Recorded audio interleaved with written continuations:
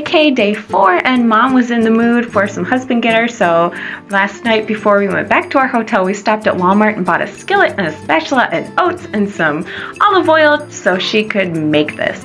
Super simple, just take 7 ounces total because they do shrink, bananas, and she had some frozen cherries, and then 1 ounce of oats, add it to a lightly oiled skillet, and just look at the beautiful caramelization, even without salt and vanilla.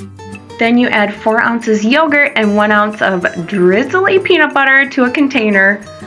Oh, look at that peanut butter heaven. 1 whole ounce is quite a lot of peanut butter, so good. Then you side it with your perfectly cooked husband getter goodness, or the original recipe is called banana crisp from my volume 3 cookbook.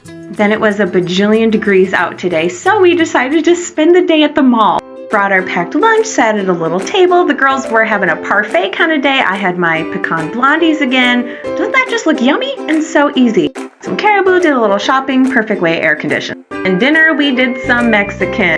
We all got fajitas, and then instead of the rice and tortillas, we asked for more of the guacamole and salad part.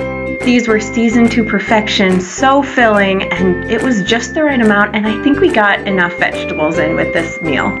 That's the end of day 4. Thank you so much for joining the adventure.